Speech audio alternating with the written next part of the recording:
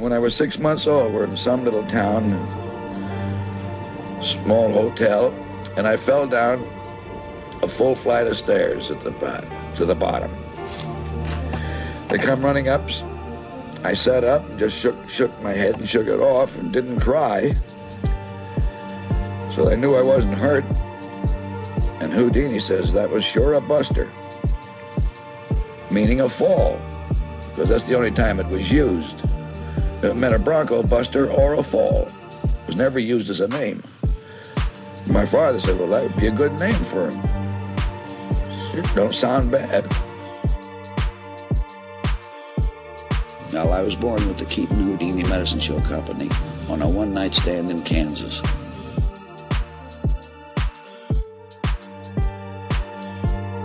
This is a shock to anybody that's in the motion picture business today. I mean, you're veterans of the pictures of the last 25 years or so that didn't know the silent days. A feature-length picture, neither Chaplin, Harold Lloyd, or myself ever had a script. That sounds impossible to anybody today in the picture business. We never even thought of writing a script. We didn't need to. By the time we had talked and worked out what we thought was a picture, for instance, we always got a start. People always come up with a start. So that's funny. That's a good start.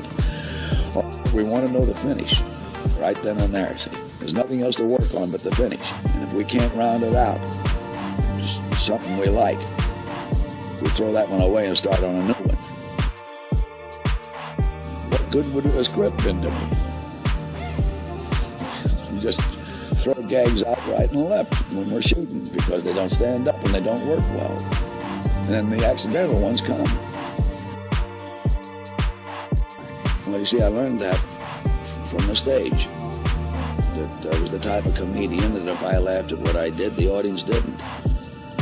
So I just automatically got to that stage where the more seriously I took my work, the better laughs I got.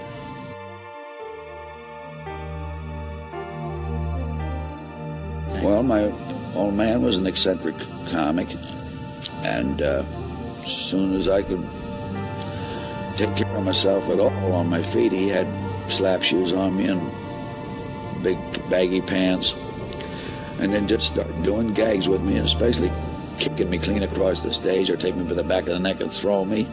And as I grew used to doing it and knew how to do it, the throws become longer.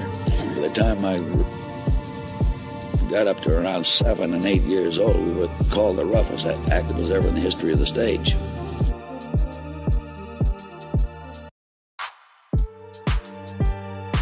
Well, as a rule, about 50% you have in your mind before you start the picture, and the rest you develop as you're making it.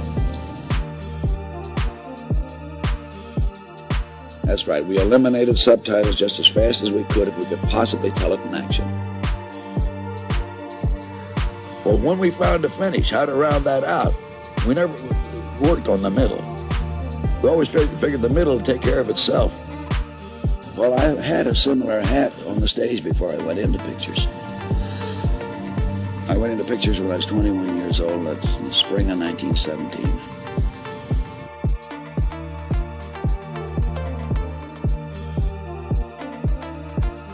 I went into pictures with Roscoe Arbuckle. I mean, his pictures are the first ones I appeared in.